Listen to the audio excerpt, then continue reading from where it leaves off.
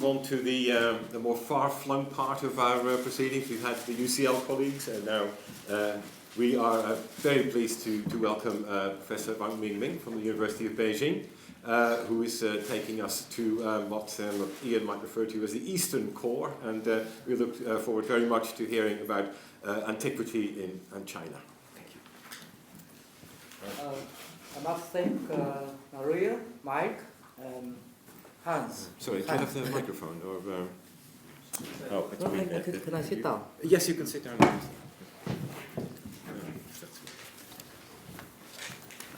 And I thank you for your invitation. It's been a great delight. I didn't all understand the discussions, but I somehow realized that Professor Morris was continuously criticized. and this has created a certain contrasting situation to that in Beijing, because Morris' book, Why the West Rule the World for Now, and question mark, has been a lot more popular than my books. My books have never been sold in the airport bookstores, but Morris' book is everywhere, in every Chinese airport. And I myself purchased a copy in Beijing Capital Airport on my way to Xinjiang, and I read half of it. Yeah, and I got really fascinated by all the erudite, readings that you have. And as a Chinese, I was thinking why this book became so popular in China. I think that for us, my country folks, we are more interested in this phrase "for now" and the question mark, but not why the West rule the world. We want to see in this title, in this book, a certain turn of fortune of history. Yeah.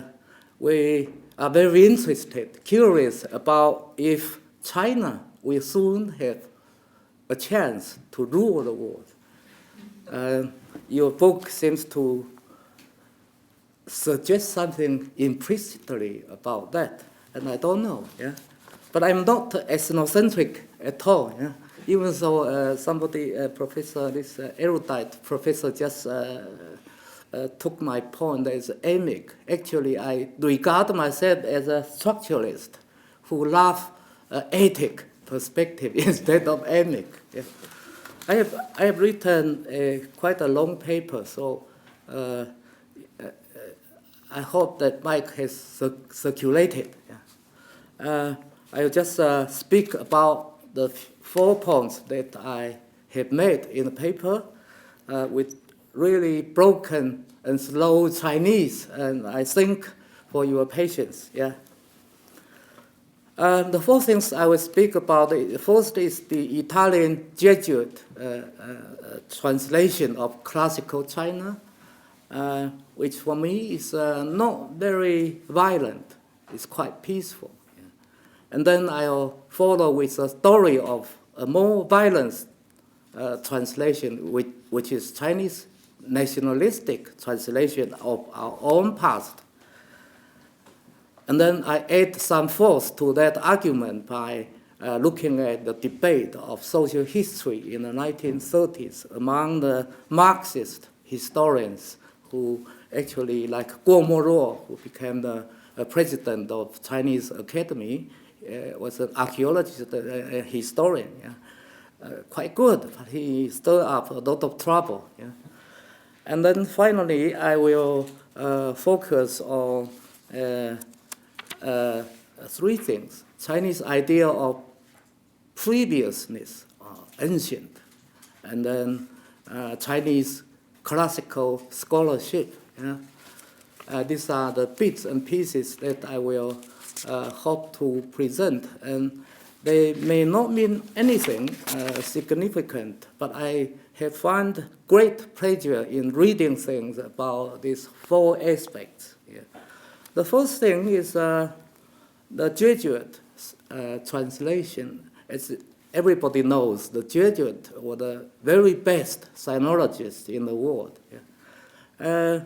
They came to China quite early on in the late 16th century, led by the first one might be Matteo Ricci. We don't know anyone earlier than him. He came through Guangdong, and he dressed himself like a Confucian and was given a piece of land next to a Taoist temple where he started his mission. Yeah.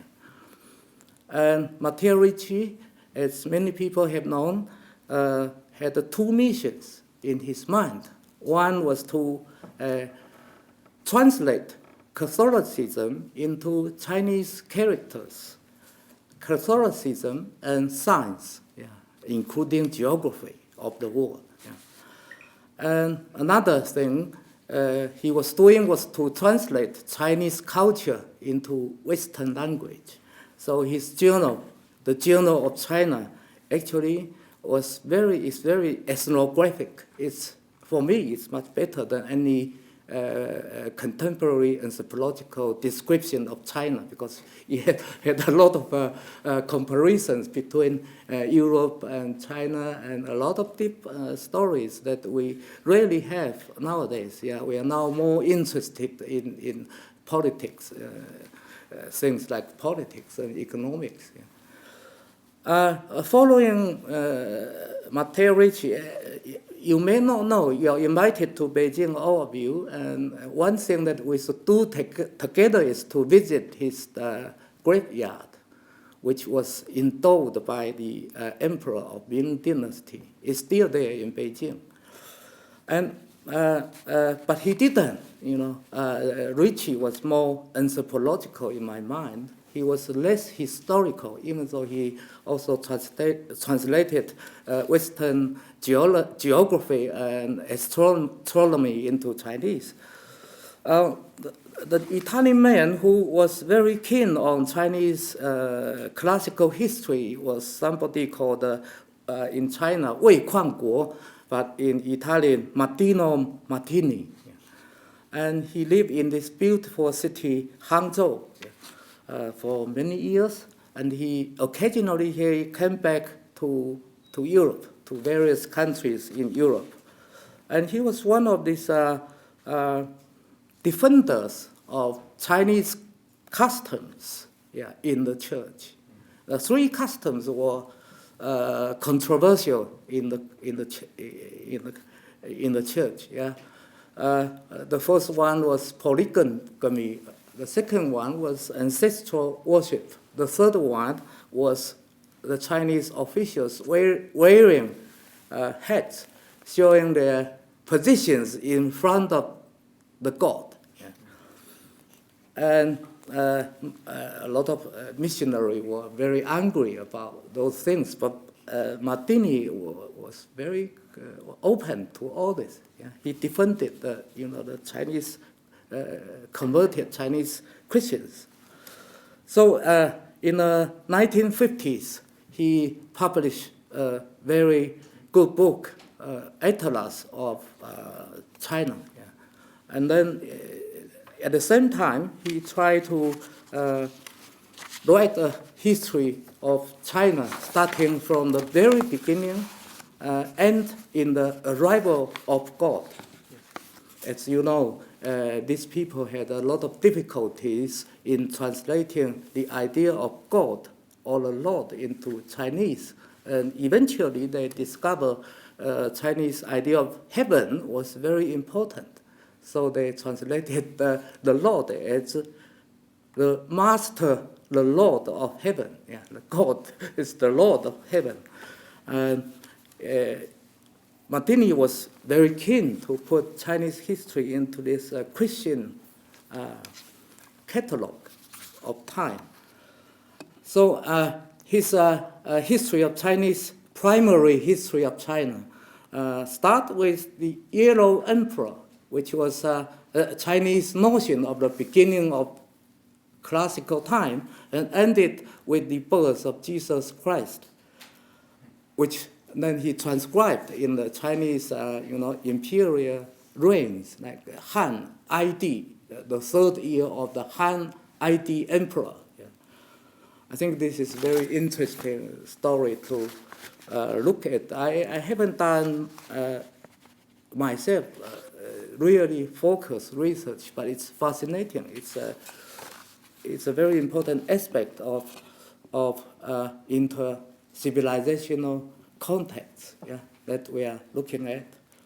When these missionaries, Jesuits, were writing Chinese history for Europeans to know, the Chinese were actually in the beginning not at all interested, yeah, until the late 19th century.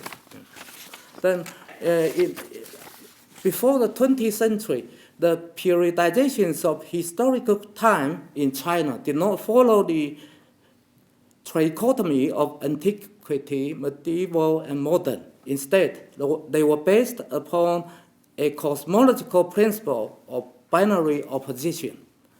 When the first Chinese historian, Sima Qian, who lived between 145 and 90 BCE, presented his mode of history as 集物天人之际，通古今之变. By the idea of 变 or change, he did not refer to a sequence of temporal transformations defined in terms of a continuum of periods.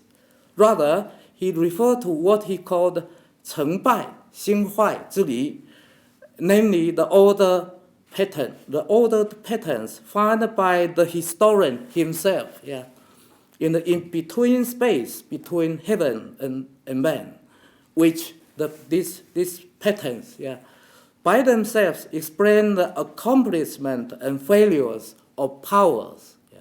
Powers, multiple. Yeah. Most of the later historians follows Sima Qian's example of periodized history with the hidden logic of this kind of alternating linearity. According to French sinologist Granet, this is a kind of historicity coded by a structural dynamic of yin and yang. It got expressed in a kind of historical periods defined as dynastic and regnal sequences and described in terms of the oscillations between order and chaos. Separation and unity, prosperity and decline correlated with the rotation of fortune in opposite directions. The alternations did not imply the substitution of one shape of things for another. On the contrary, each period necessarily had both aspects of chaos and order, and none of the periods, was short of chaos. Yeah. And its distinctiveness consisted in hegemonization of one of the two aspects. One aspect grows bigger than the other, so it dominated the other. Determined, but this domination was determined by the fate of heaven, about which human beings can only know through the astrologists and the intellectuals. Not the emperor. The emperor wouldn't know about all this. Yeah. And that's I read a paragraph. But the Japanese in the late 19th century have adopted European definitions, trichotomies like 上古史, 中古史 and 近古史, the Antiquity, medieval, and modernity, translated by the Japanese with Chinese characters as upper ancient, middle ancient, and near history. That's kind of three phases.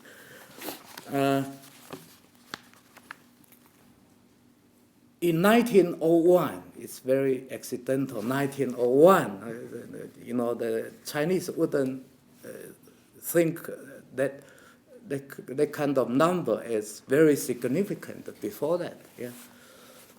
Liang Qichao wrote, Liang Qichao, who is the founding father of modern national and scientific history of the Central Kingdom, Zhongguo, instead of either China or dynasties. Yeah. We didn't have an idea of China until Liang Qichao wrote in 1901. Yeah.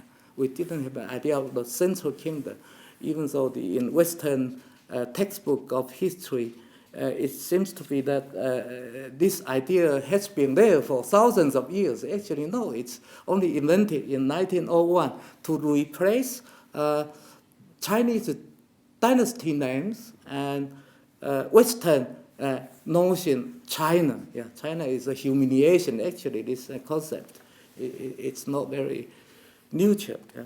So Liang Qichao invented that term, China, Central Kingdom. Yeah, and try to create a new history for the writing, of the whole nation, not one dynasty, but by dynasty. Yeah. So he adopted, unlike his teacher. His teacher was more conservative. His teacher was Kang Youwei. Yeah. Interestingly, Kang Youwei was the one who devised Confucian calendar to make it more or less similar to your calendar, Christian calendar.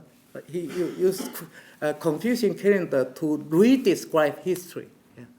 But Liang Qichao said no to his teacher. Yeah. He said we should use a combinational way. We must combine dynastic terms and Christian calendar, yeah, in order to make ourselves more distinctive, at the same time understandable to the outsiders. Yeah.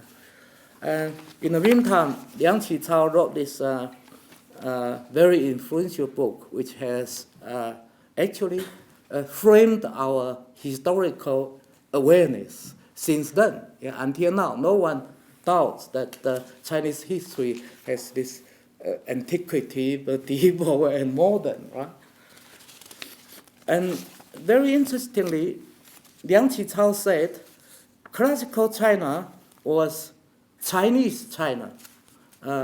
Medieval China was Asian China, and modern China was global China. By this, he means that in the beginning of Chinese history, the Chinese culture or civilization was shut to the outside world, closed to the outside world. And gradually, through the medieval time, we got more and more open. Firstly, open to Asia, and then to the whole world, including chiefly the West. And this is my second bit, the Chinese. I have shortened it to just 1 or 2 pages. Certainly, let me talk about Chinese idea of antiquity, either as good or bad thing. Yeah. I think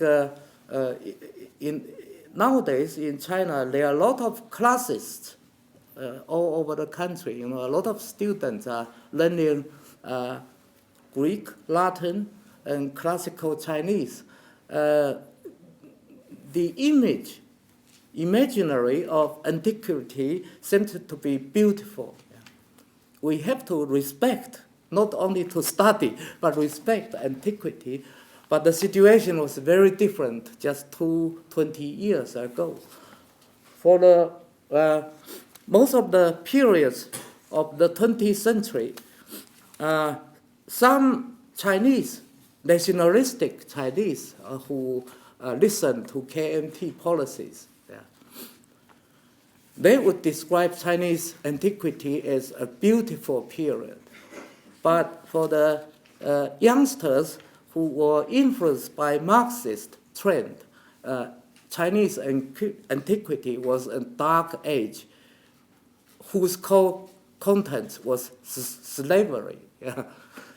So in this part, I consider especially the divide between academia sinica and the so-called liberal intellectuals on the communist camp, on the communist side.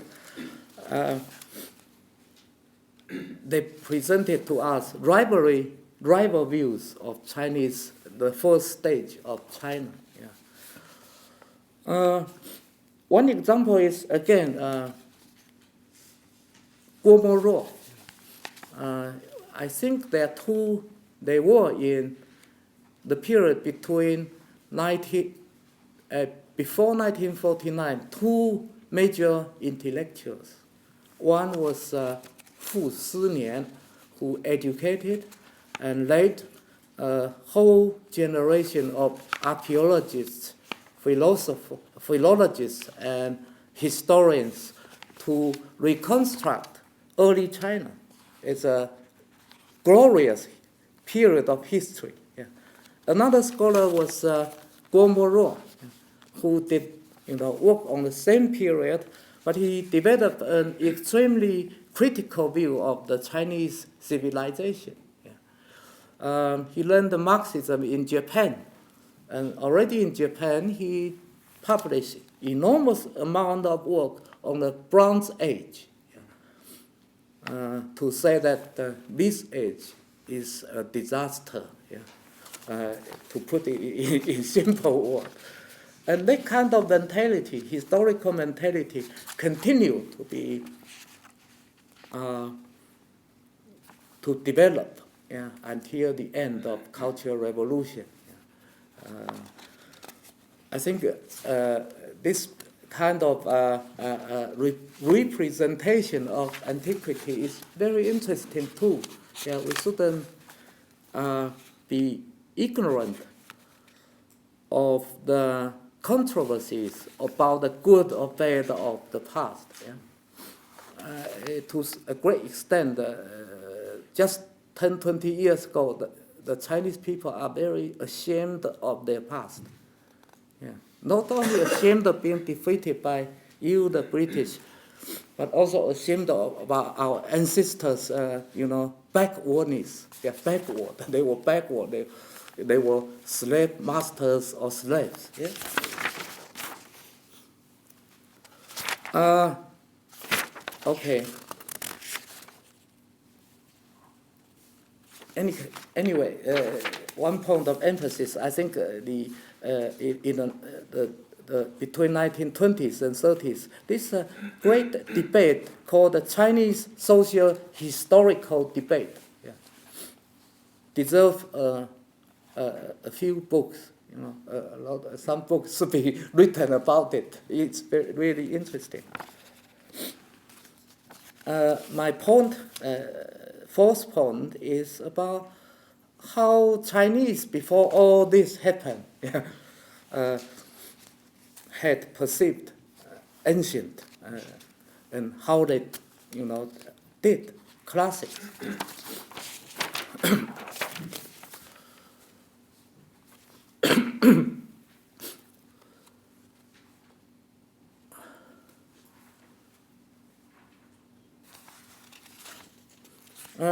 My first point is again about Sima Qian.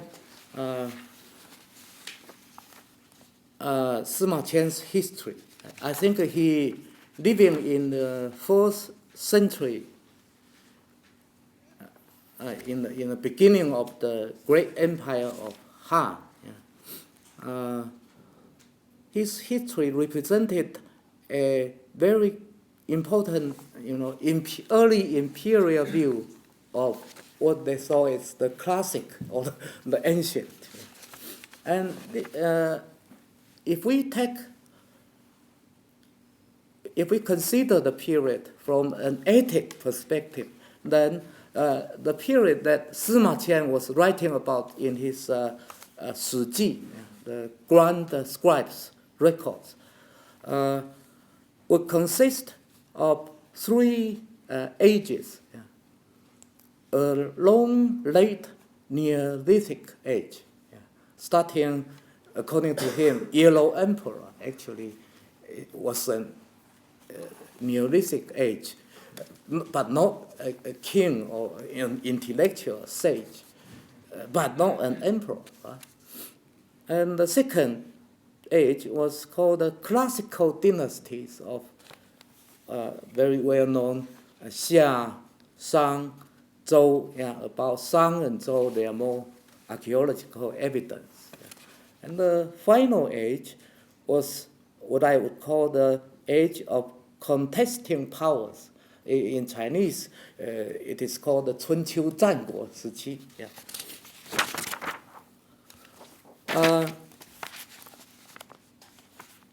I think our historical narrative, Chinese chronology, developed quite early on in the 11th century BCE in the bronze vessel inscriptions of Zhou dynasty, which replaced the Shang's bone and turtles share divination of chronology. There's archaeologists here. I think in the Shang dynasty, the inscriptions, as we call them, the writings, were more about the dates at which the divination was done. But in Zhou, in the bronze vessels, those inscriptions, you find more records of events, not just divination now. So very early on, about 11th century, in the age of contesting powers, then the idea of history developed. Sima Qian based his history on those, especially the age of contestation, 春秋战国 history. Unlike Herodotus and Thucydides, his forerunners in the West, Sima Qian, the great astrologer and historian, he was not a pure historian, unlike you people. He had to tell the fortune of the king. He did not write the history to break with myths, according to Collingwood, and did not narrate it in terms of a human world forming around an event. Rather, he wrote history to incorporate all sources available at his time, all sources, different sources, not just event, and structure them in a framework of annals and biographies, which are patternful, not eventful, but patternful, a line of development. And then he in turn situated such annals and biographies. The biographies can be about individuals or kingdoms, or countries, not just biographies of individuals in wider geocosmic world. And that's his historical style. And Sima Qian placed the clash of civilizations between the civilized and the barbarians, the issue which obsessed a lot of Greek historians and Samuel Huntington today, in a very minor place, because this is compared to the lines, patterns of history, he would think it's very minor. And in Sima Qian's narrative, history formed at the point where horizontal time axis and vertical geocosmic axis met, and consisted in a sequence of changes along the time axis whose regularities were determined by the ecology of relationship between the vertical triads of heaven, man, and earth. Like the dichotomy of ancient and modern had emerged very early on in a different shape. in Sima Qian's writing. Yeah, Sima Qian has this phrase. Yeah, just now I read the Chinese and I forgot to translate. According to him, the task of the historian is to 通古今之变, to penetrate the changes between the ancient and modern. 通 means penetrate, communicate, express. Yeah. And I think that classical scholarship also existed in Han Dynasty. Yeah.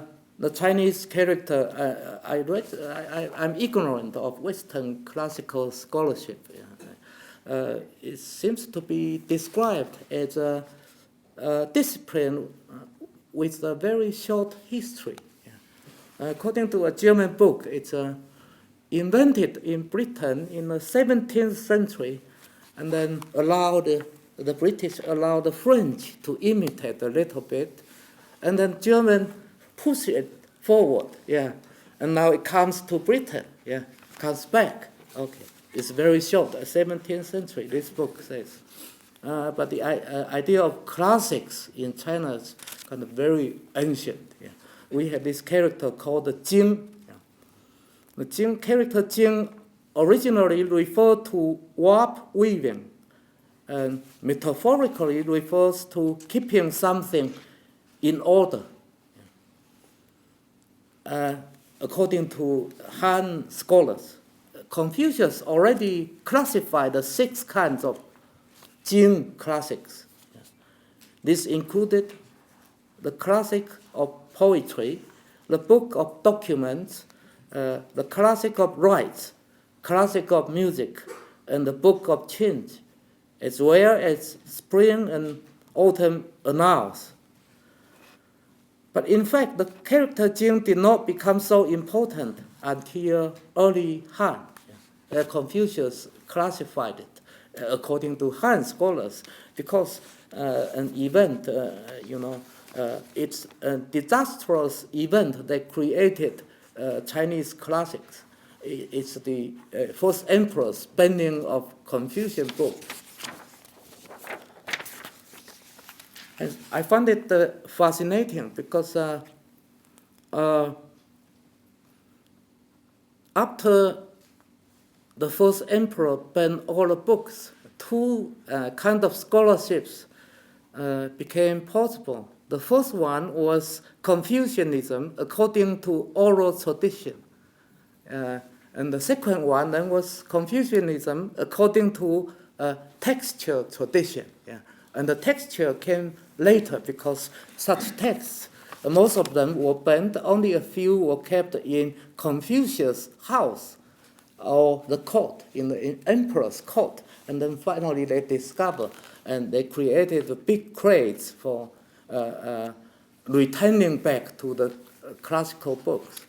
And this has, until the Tang Dynasty, when Wei Zheng redefined Chinese genres of writing, the idea of Jing was included as the first category. Yeah.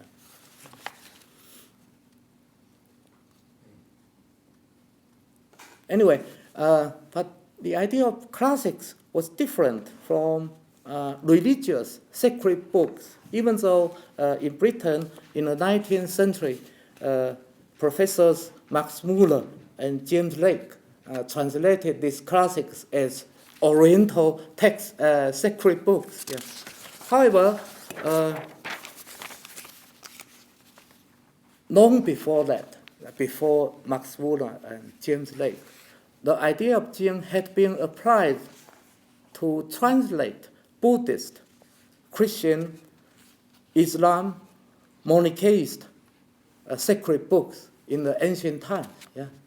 So what I'm saying is that you have this kind of different Chinese idea of classics, which are to do with a diversity of Confucian writings, including even the classic of music, which of course had been lost in Confucius' time. But since the Han Dynasty, the idea of Jing had been applied to describe religious books. I have finished the 4 points, and now I want to conclude. Actually, the conclusion has nothing to do with the previous content. I think we are, East and West are situated in the two ends of this huge continent called Eurasia. And we share certain paradox. We are both hot societies. Yeah. I don't know if people will agree with me, even this, yeah, because the people here seem to disagree with everything. We move forward anxiously pushing our civilizations toward the negation of time. Yeah, we reject the continuity of time prior to us. And in the meantime, both East-West also have made all possible efforts to return to this previous time. I think we do both jobs at the same time. I think the paradox has derived from our related situations. I think East-West have been related for centuries. Yeah. I don't know if I should mention this or not, but in this, I think a great book by Jack Goody. Somebody here may be very critical of him, but in this appendix of Jack Goody's book called The East in the West, he paints a long history of intercultural relations between Greece and China. And so he proves that, he wants to prove that from ancient so-called axial age or even Bronze Age between Greece and China, there were some interactions. Yeah. And ideological or mythological expressions of such interactions were the distorted images of silk and wool, yeah, between China. The Greek thought silk grew on the trees in the East. The silk grew on the trees. They were kind of silk or plants. Yeah. And in the Han Dynasty, according to the history of Han Dynasty, written by Bangu, in the Chinese impression, the Chinese story of how the wool was produced is like this. First, the Europeans planted sheep in the soil, yeah, and the wool came out from the skin of this plant called sheep. Yeah. I think everybody, like German sinologist Lockhill, he would record such story, which Jack Goody records again. We are related horizontally along the line of longitude. Circulations of ideas, humans, and things between us took place via the extensive intermediary belts ranging from the West, Near East, and the East, Western frontiers. China called this belt Western frontier. In such an Eurasia, neither of East or West can claim to be the central kingdom. None of us is in the middle, right?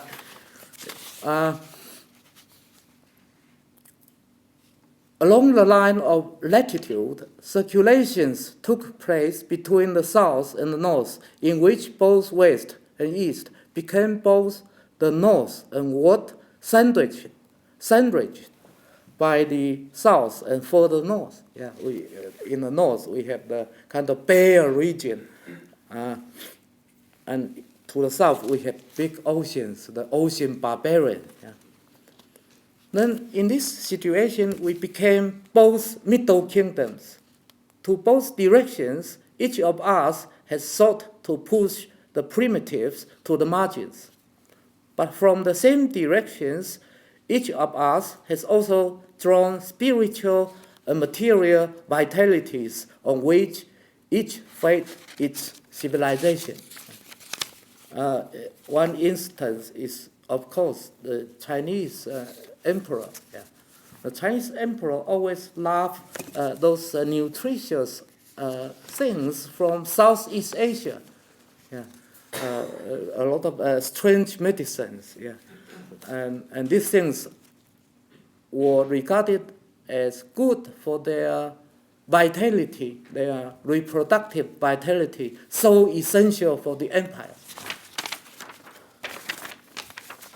I think the dynamics coded in the geocosmic terms, such geocosmic terms, not just geography, yeah, have defined the conditions under which our cultural translations have taken place. And this is my conclusion. How to understand? I think I have only spoken about almost modern history of translation, circulation of ideas. But such circulations, if they are examined deeply, then they can reveal this, such conditions in which we have lived in for millennia. Thank you very much. Sorry for the...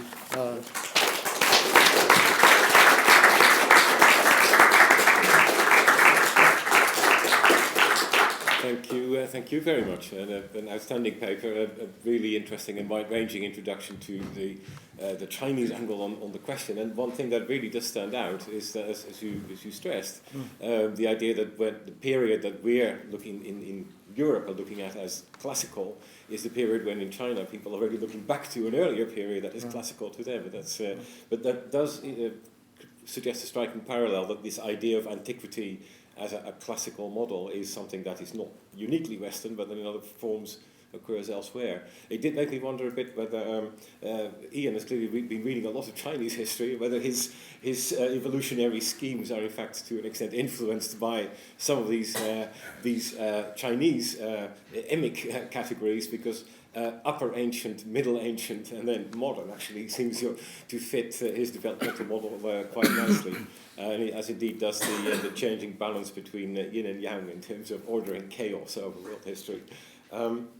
So thank you very much for that. Any questions or comments for Professor Wang? Lena. Thank you very much for that absolutely fascinating view from a world that a lot of us in here don't know anywhere as well as we should. Can I ask you, what you made me think about is we don't talk about more cyclical ways of thinking about time. We've been talking about progression and phases, but surely, especially if China's seeing Ian Morris's book as maybe it's our turn, surely there's already been a turn where China would have thought they were ruling the world. So how does that fit into all these schemas? My English is terrible. I didn't actually. It's very complicated. The question, you were saying that Ian's book is quite successful in China, right? Because it appeals to people's idea that it's the East's turn, right, to maybe rule the world, right? But that at the same time there has been an earlier period in history where China must have seen itself as already ruling the world. So is there are people drawing on that past perception? Oh, okay. I think before the 19th century, all the histories written by Chinese scholars were perceived by themselves as histories of the world. And only after Liang Qichao said that we only write about history of the Central Kingdom, then we have a national history. Yeah. So China perceived itself as all under heaven, or the world under heaven, the whole world under heaven, for a long, long time. I don't know from the perspective of the objective history, that's the case. Yeah. If China had ruled the world for some centuries, I don't know. Yeah, I don't know. I think there was some period in which we were more dominant, like Tang Dynasty. But if you look at Tang carefully, then Tang Dynasty was not even Chinese. Yeah. It was kind of old empire with the combination of Han Emperor and Persian army and things like that. I don't know how to answer the question anyway. I think we saw us as the whole world, and our philosophers in actual age never thought their philosophies only were meant for the Chinese people. They were meant for the whole of humanity. Yeah. So, what am I saying?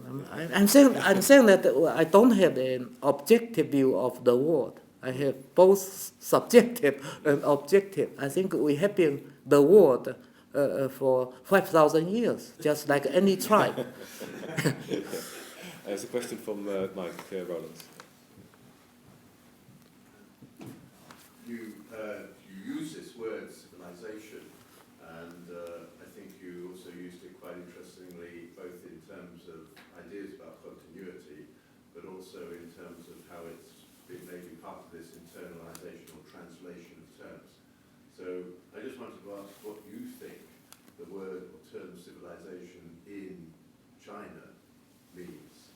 And what does it mean, has it meant, and what does it mean now?